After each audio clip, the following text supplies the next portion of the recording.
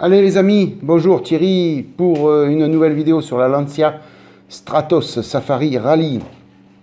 Alors, comme d'habitude, je vous montre ce que j'ai effectué hors caméra.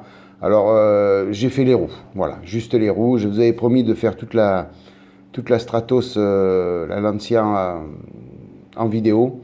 Bon, j'ai fait les roues, il y avait juste à passer du jaune dessus, hein, c'est tout. Et un peu de jus. Donc j'ai fait ça hors caméra et avec une face peinture. Il n'y avait rien de méchant. Elles étaient en très bon état, donc il n'y a pas eu beaucoup d'ébavurage à faire, ni de nettoyage. Donc voilà, hein, tout simplement, en jaune, donc le X2 de chez Tamiya. Et après, ben, dans cette vidéo, on va s'attaquer à la carrosserie. Et il y a énormément de travail dessus. Voilà, il y a des flashs de partout, des lignes de moulage énormément prononcées. Donc là, la vidéo, vous avez compris, est en voix off, mais j'ai passé, ouais, en tout et pour tout, pratiquement une journée de ponçage sur la Lancia. Il y avait beaucoup de boulot, il a fallu mastiquer, poncer, mastiquer, poncer, mastiquer. Voilà, donc dans un premier temps, ben, comme toutes les maquettes, toutes les carrosseries que j'attaque, je matérialise avec du marqueur noir les lignes de moulage pour pouvoir mieux les récupérer, pour pouvoir mieux les repérer. Parce que la carrosserie est en blanche, donc c'est dur de voir, donc il vaut mieux mettre du marqueur dessus. Ça permet de bien matérialiser les lignes de moulage. Voilà, il a fallu regraver les lignes de structure des portières. Enfin voilà, il a fallu faire un boulot hallucinant dessus. Et notamment au niveau du moulage des endroits, vous le verrez sur le béquet arrière, où il y avait des trous. Enfin des trous. Le plastique était enfoncé, mal moulé, quoi. Donc voilà, beaucoup de travail dessus. Mais vous verrez, au final, je ne suis pas mécontent du résultat. Il ne restera plus que la peinture à faire. Donc je dégrappe les deux morceaux de carrosserie. Enfin les deux éléments de carrosserie. Puisqu'il y a le haillon arrière et puis la carrosserie en elle-même avec les portes et le capot avant. Je ne sais même pas s'il y a un capot avant sur cette Lancia, en fin de compte. C'était une voiture qui était plus prévue pour les rallyes que pour le tout public. Bon, je pense qu'il devait y avoir un capot quand même.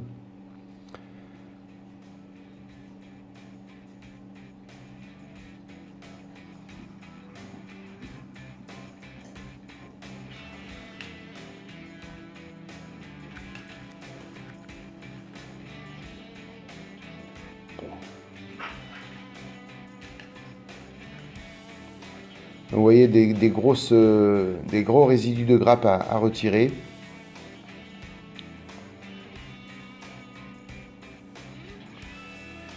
Donc il faut y aller à la pince. Malheureusement, en retirant ce gros morceau de grappe, ça peut éclater le plastique. Donc il va falloir que je vienne avec un petit peu de colle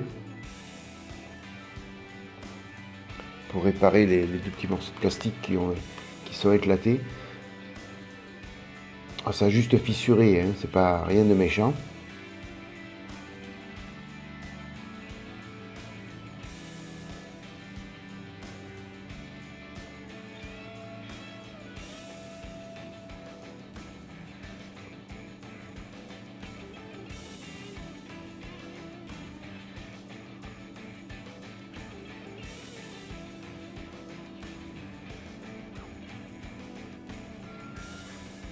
Alors là, je coupe pas, hein, j'appuie juste sur la petite partie éclatée pour qu'elle colle bien, que la jointure se fasse bien. Bon, après on viendra mettre un petit peu de mastic dessus si ça crée un petit, une petite fissure.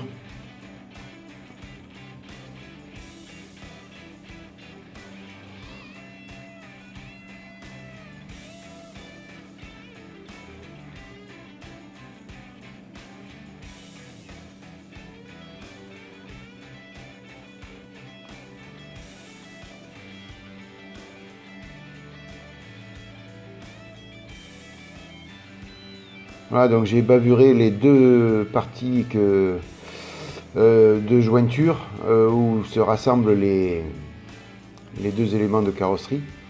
Et vous allez voir qu'il y a un problème d'ajustement énorme.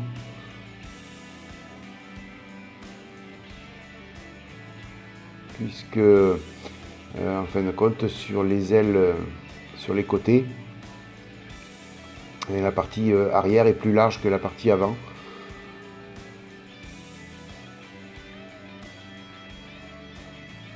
Voilà, vous voyez.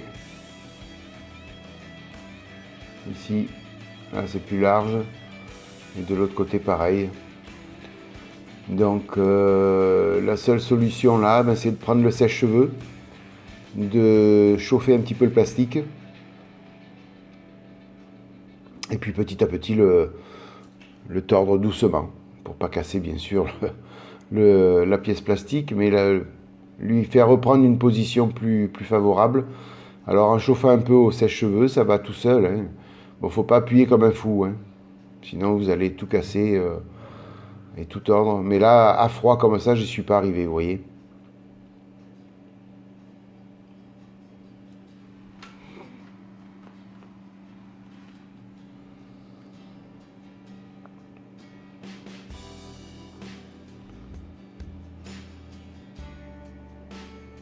Vous voyez, ça suffit pas. Va falloir passer au sèche-cheveux.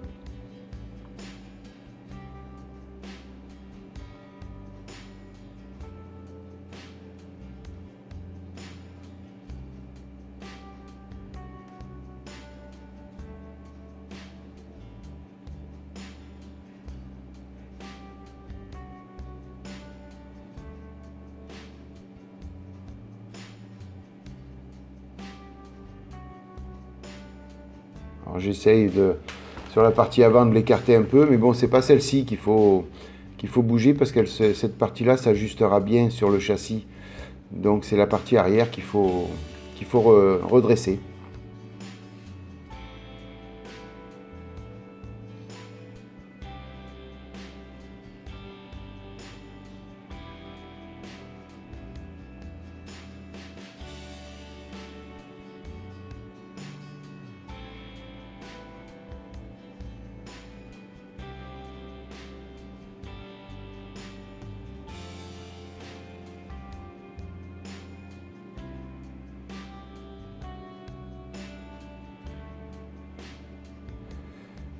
Voilà, donc là j'ai poncé toutes les lignes, j'ai poncé tout ce qu'il fallait.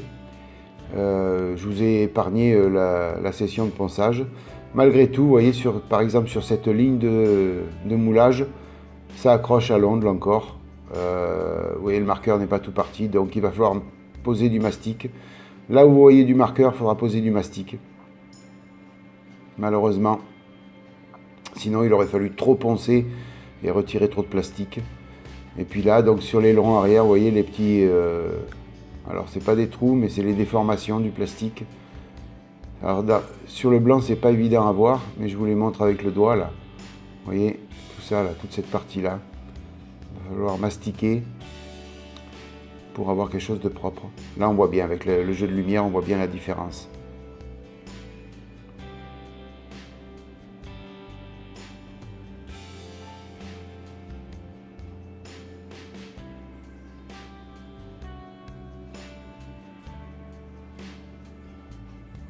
Ah, vous voyez, encore pas mal de défauts à régler et à retirer.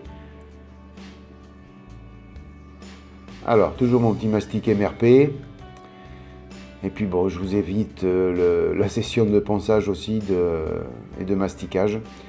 Donc là, tout est poncé, tout est nettoyé. Le mastic a été posé. Vous voyez l'aile arrière, les ailes arrière reposent bien. J'ai tout redressé. Donc voilà, au final, ça va faire quand même une belle carrosserie.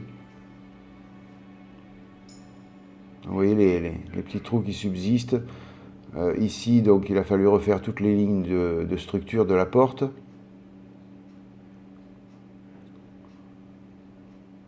Sur ce côté aussi.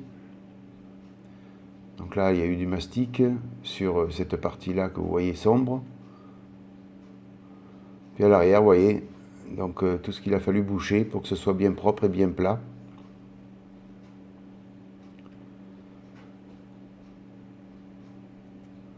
Voilà, donc la carrosserie est prête à recevoir la peinture.